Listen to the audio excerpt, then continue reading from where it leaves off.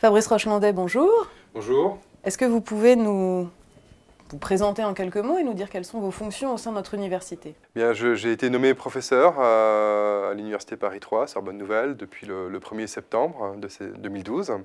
Et donc j'ai inscrit mes travaux au sein du laboratoire IRCAV en sciences de l'information et de la communication, et en particulier sur la question des industries culturelles, de l'économie numérique et de l'Internet. Vous donnez une conférence au prochain colloque de l'IRCAV sur le financement participatif.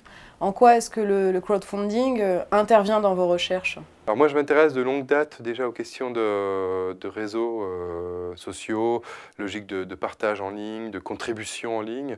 J'ai mené des travaux notamment sur le partage de fichiers, le partage illégal de musique, de films.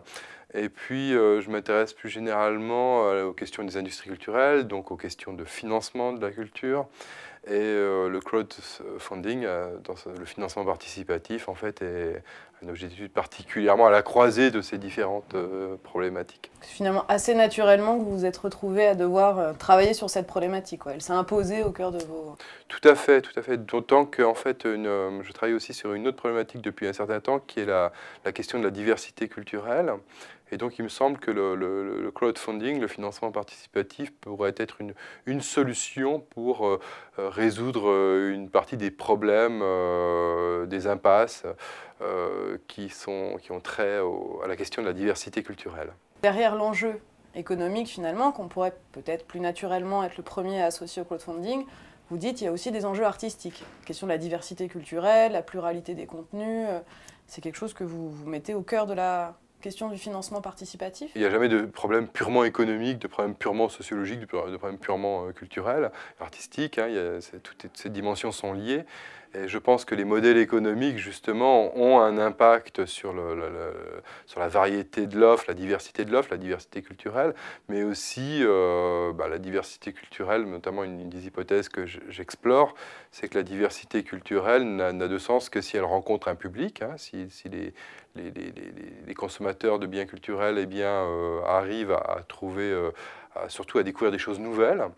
Et c'est là où le bas blesse actuellement, puisque l'industrie culturelle est toujours dominée par des logiques de best-sellers, de grandes compagnies qui maîtrisent la distribution des œuvres, qui sélectionnent et qui exposent une infime partie finalement de ce qui est produit. Vous auriez plutôt tendance à considérer que c'est un modèle économique, alors nouveau je ne sais pas, mais en tout cas innovant, qui répond à des préoccupations actuelles des industries culturelles et créatives? Le crowdfunding, ce n'est pas forcément quelque chose de nouveau en soi.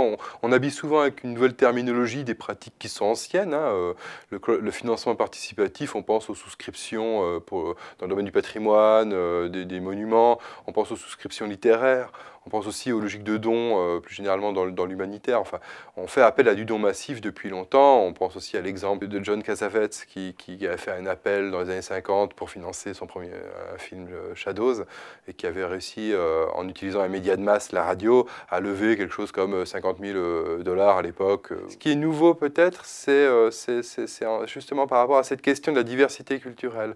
C'est que cette pratique, elle était plutôt quand même plus ponctuelle. Dans le cinéma, c'était épisodique. Hein. On cite l'exemple de John Cassavetes, mais on n'a pas beaucoup d'autres exemples sous la main. Maintenant, ce qui est intéressant, c'est que ça tendrait plutôt à se généraliser quelque part, avec une multiplicité de plateformes qui ont chacune leur modèle, et puis surtout des contenus peut-être qui sont différents, qui sont avec des budgets aussi qui sont différents, donc une diversité culturelle, avec un modèle aussi qui est intéressant, c'est que ces modèles ne sont pas seulement que du financement participatif, mais aussi ça engage en quelque sorte les personnes, les petits souscripteurs, qui eux s'intéressent davantage au projet, qui vont parler eux-mêmes du projet sur les réseaux sociaux, et donc qui vont faire en quelque sorte les prescripteurs Et là, ça peut être intéressant, et là, ça peut être innovant.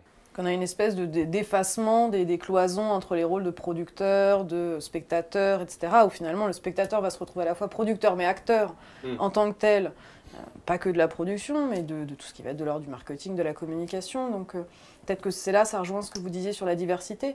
on n'est pas que sur une diversité finalement de contenu, mais une diversité de modèles économiques de production, de modèles économiques de réception, etc. Donc, ça permet par exemple de sortir de ce syndrome du local, de la culture ultra-localisée. On pense par exemple dans le théâtre, par exemple, la petite troupe de théâtre, souvent on fait un spectacle. Ce spectacle, c'est les autres comédiens, c'est les autres artistes qui viennent voir, qui viennent assister, qui viennent admirer, en profiter.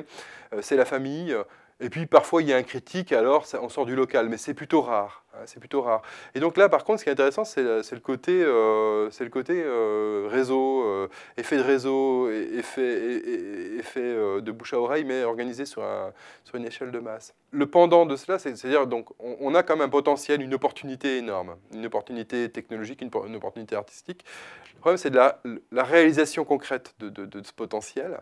Et là, je pense que là, on peut avoir des risques, on peut avoir des obstacles à la réalisation de ce potentiel. Pourquoi? Parce qu'en fait, et bien tout simplement parce que le crowdfunding peut être complètement instrumentalisé. En fait, c'est-à-dire qu'il peut, dans sa période d'émergence, on peut avoir tout un tas de diversité de modèles, comme vous dites, hein, on peut avoir tout un tas une nouvelle écologie qui se met en place, mais derrière cette diversité, eh bien, on peut avoir un appauvrissement assez rapidement, une sélection en fait, autour de quelques modèles, qui seraient, soit parce que les grandes majors ne vont pas rester insensibles longtemps par rapport à ces modèles, parce qu'elles pourraient très bien aussi se diriger vers un rachat et une orientation.